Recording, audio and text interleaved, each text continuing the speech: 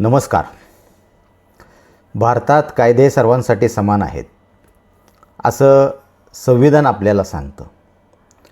पण प्रत्यक्षात परिस्थिती किती वेगळी आहे याचाच अनुभव वारंवार येतो.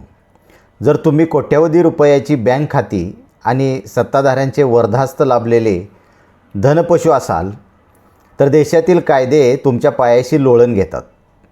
पण जर तुम्ही शेतात घाम गाळणारा शेतकरी किंवा कष्टकरी मध्यमवर्गीय असाल तर मात्र हेच कायदे तुमच्या गळ्याचा फास बनतात.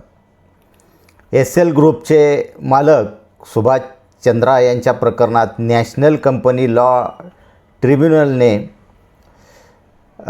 ऑगस्ट 2026मध्ये दिलेला निकाल म्हणजे या देशातील क्रूर आणि दुटप्पी व्यवस्थेचा सर्वात पुरावा आहे. ज्या सामान्य माणसाला बँका 50,000च्या कर्जासाठी बँकेच्या फेऱ्या मारायला लावतात त्याच बँकांचे तब्बल 22,006 कोटी रुपये सुभाष चंद्रा यांनी बुडवले. सर्वसामान्य करदात्याच्या पैशावर डल्ला मारल्यानंतर या प्रकरणात काय न्याय झाला तर नॅशनल कंपनी लॉ ट्रिब्युनलने सुभाष चंद्रा यांच्या परतफेड योजनेला मंजुरी दिली. या योजनेनुसार चंद्रा यांना 22,000 कोटी रुपयेच्या बदल्यात फक्त 6.5 कोटी रुपये द्यावे लागणार आहेत. हसावं की रडावं हे कळत नाही. सरकारचा वरदहस्त असल्यावर त्याचे फायदे कसे मिळतात याचे हे निर्लज्ज उदाहरण आपण समोर बघतोय. तांत्रिक भाषेत याला 99.97% हेअर कट म्हणजेच सरळ कर्जमाफी म्हणतात. कर्जदाराने बँकांचे 22,000 कोटी रुपये बुडवायचे आणि केवळ 0.03% रक्कम देऊन कायदेशीररित्या सर्व पापातून मुक्त व्हायचं. हा कोणता न्याय आहे? कॅनरा बँक, HDFC बँक आणि LIC सारख्या सरकारी व खाजगी संस्थांनी याला विरोध केला.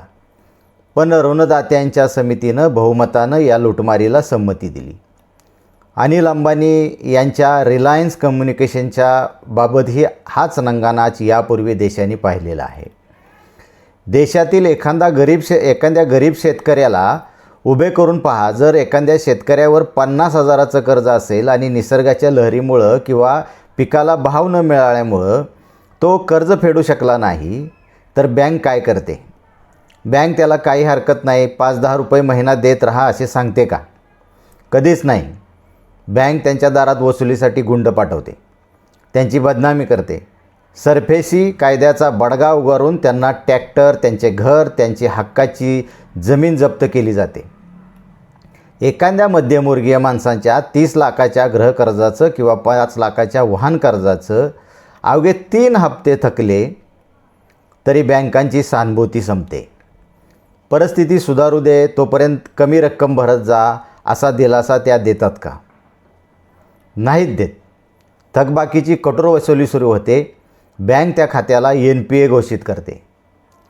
लगेचच सरफेसी ॲक्ट 2002 कायद्याच्या कलम 13(2) अंतर्गत 60 दिवसांची अंतिम नोटीस पाठवली जाते.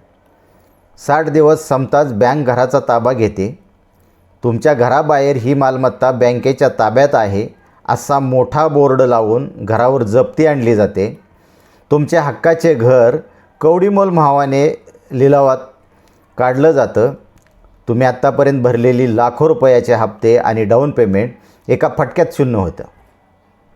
अशा प्रकारे आर्थिक संकटात सापडलेल्या सामान्य माणसाची आयुष्यभराची पुंजी, सुरक्षतेची भावना आणि प्रतिष्ठा काही काळातच धोक्यात येते. उद्योगपतींच्या हजारो कोटींच्या चोऱ्यावर मात्र विधिमंडळ आणि न्यायालयामध्ये पांघरून घातलं जातं. हे कॉर्पोरेट इनसॉल्व्हन्सी नावाचे कायदे नेमके कोणाच्या फायद्यासाठी बनवले गेले आहेत? जर उद्योगपतींचे हजारो कोटीचे कर्ज बुडवल्यानंतरही ते आलिशान गाड्यातून फिरू शकतात तर सामान्य माणसाने घेतलेल्या गृहकर्जाचा किंवा शैक्षणिक कर्जाचा 1 हप्ता चुकला तरी त्याला डिफॉल्टर म्हणून का घोषित केलं जातं? सर्व सोयीसुविधा, सवलती आणि दिलासा फक्त या धनपशूसाठीच राखीव आहेत का? हा भांडवलशाहीचा अघोरी खेळ आता मर्यादेच्या पलीकडे गेलेला आहे.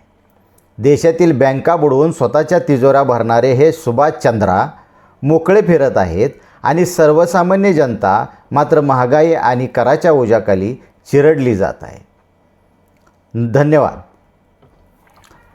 हा विषय जर आपल्याला पटला तर आपल्या चॅनलला लाईक करा, शेअर करा आणि सबस्क्राईब करायला विसरू नका.